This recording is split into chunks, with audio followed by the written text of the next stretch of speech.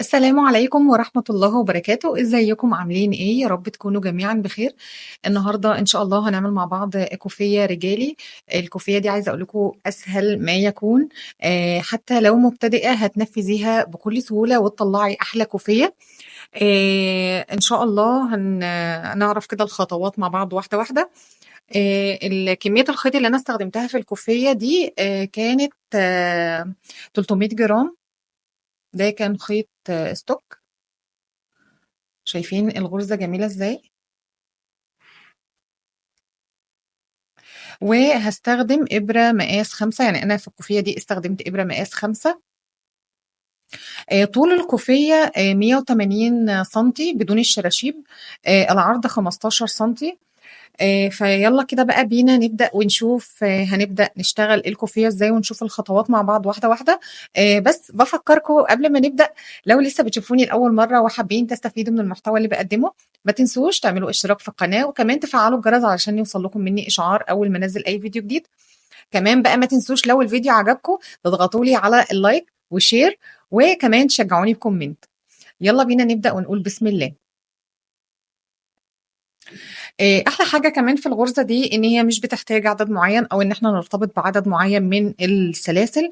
فبنيجي كده في بنعمل عقده البدايه، وبعدين بترتفعوا باي عدد سلاسل انتوا حابينه. انا ارتفعت بعدد سلاسل لحد ما وصلت ل 15 سنتي. في بدايه الشغل لو احنا ايدينا، عشان انا جالي السؤال ده، لو احنا ايدينا بتكون مشدوده في الشغل، فانا هشتغل مثلا بابره مقاس 5. بدل ما اشتغل بإبرة مقاس 5، فهاجي في البداية بتاعة السلاسل وانا شغالة السلاسل، يعني اعمل عقدة البداية والسلاسل بتاعتي اعملها مثلا بإبرة مقاس 5.5. لو ايدي مشدودة قوي في الشغل، علشان البداية بتاعتي تكون مظبوطة، والشغل ما يكونش مشدود او مقوس مني. فهبدأ كده ارتفع بقى بعدد من السلاسل لحد ما اوصل ل 15 سنتي. ده العرض اللي انا عملته للكوفية اللي انا وريتها لكم دي. طبعا لو حابين تعرضوها عن كده عادي، تشتغلوا عدد سلاسل لحد ما توصلوا للعرض اللي انتوا حابينه للكوفية.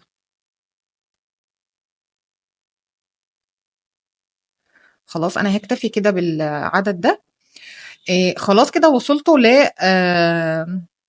طول، انا وليكن يعني 15 سنتي.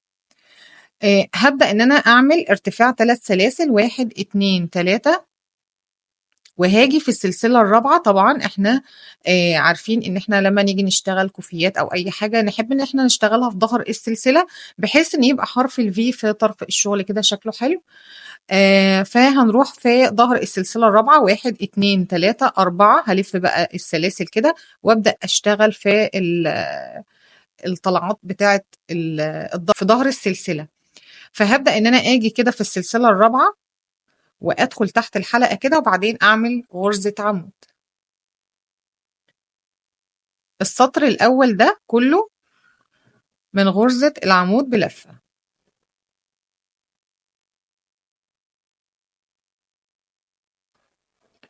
في كل كده غرزة بتقابلني اشتغل فيها عمود بلفة.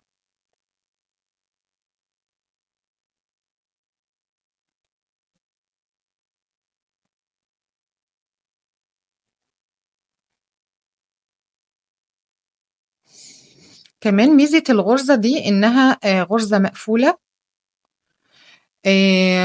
وكمان تنفع في الخيوط الجنجاه، تبقى حلوة جدا.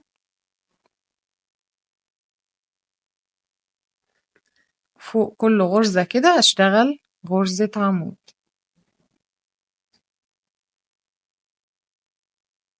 لحد آخر السطر.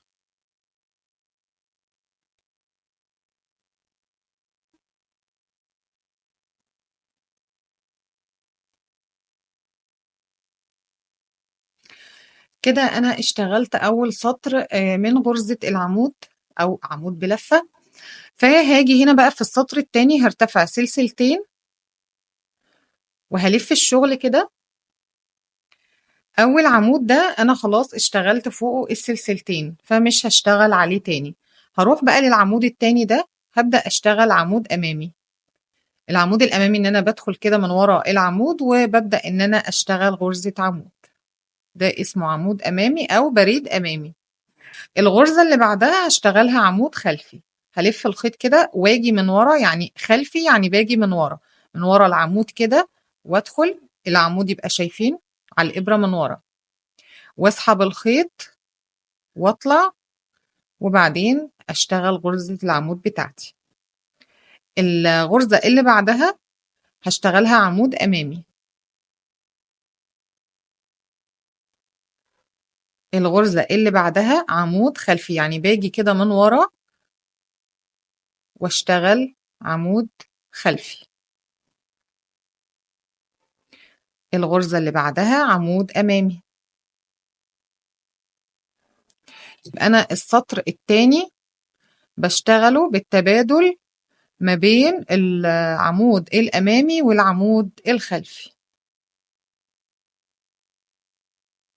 اشتغل واحدة عمود أمامي وواحدة عمود خلفي.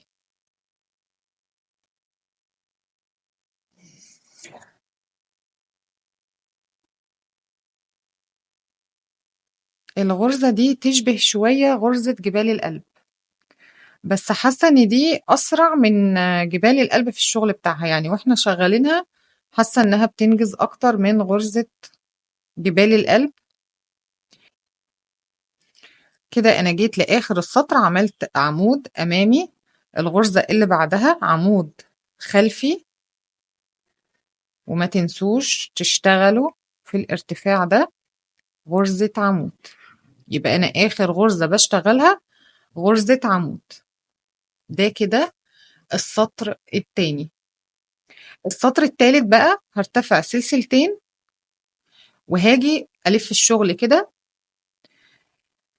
الغرزة اللي هتقابلني عمود أمامي هروح أبدلها بعمود خلفي، يعني دي عمود أمامي اهي، هروح أشتغلها عمود خلفي، يعني هاجي من ورا كده واشتغلها عمود خلفي.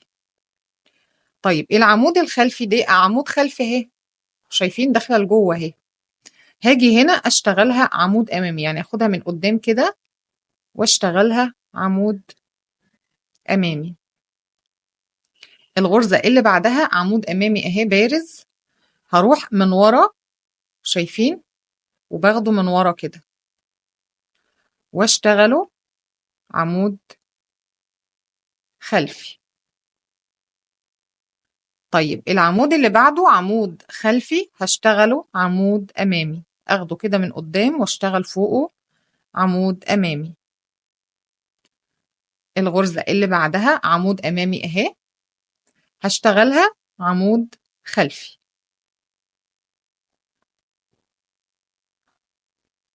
يبقى انا الغرزة اللي تقابلني عمود خلفي هشتغلها عمود امامي، والعمود الامامي اشتغله عمود خلفي.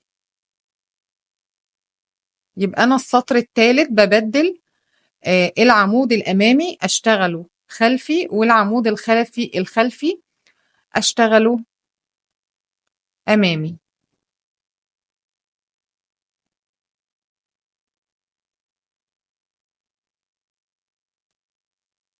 شايفين الغرزة سريعة ازاي؟ 3 سطور وارتفعنا مسافة كويسة، فهي برضو بتنجز في الشغل.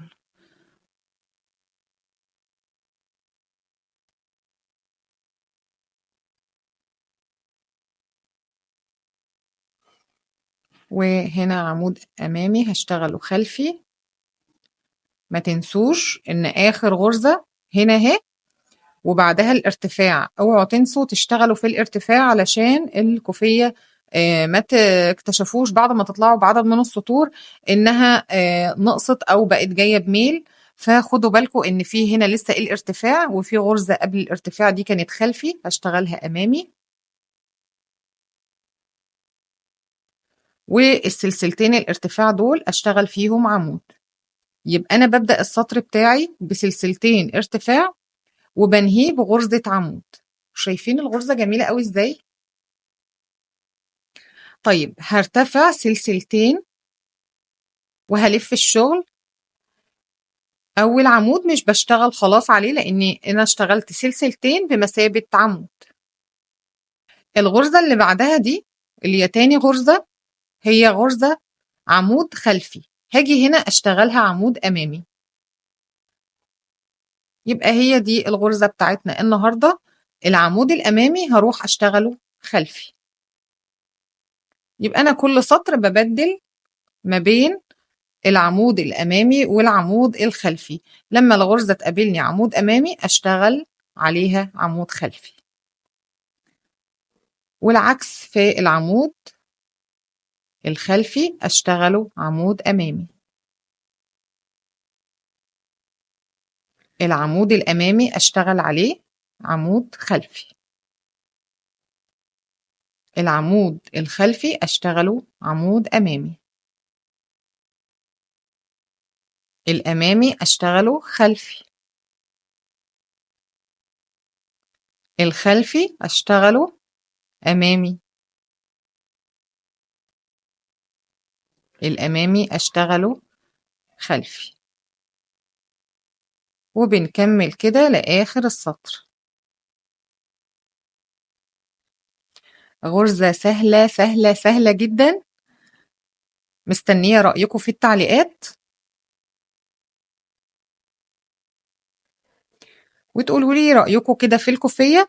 كمان عايزة أعرف إيه أخبار تطبيقاتكم، اللي طبق معايا أي حاجة يقول لي إيه الأخبار معاه. آخر غرزة عمود خلفي، منساش أشتغل في الارتفاع غرزة عمود. بدخل كده تحت الحلقتين بتوع السلسلة التانية من الارتفاع وأشتغل غرزة عمود. شايفين؟ دي نتيجة الغرزة بعد ما الكوفية خلصت. ايه رأيكم بقى؟ وبس كده، دي كانت الغرزة بتاعتنا النهاردة. اتمنى يا رب تكون عجبتكم. الغرزة دي سهلة جدا جدا جدا حقيقي، لو حتى مبتدئة هتقدري تنفذيها بكل سهولة وتطلعي الكوفية الحلوة دي. دي كده الكوفية، اوريها لكم تاني.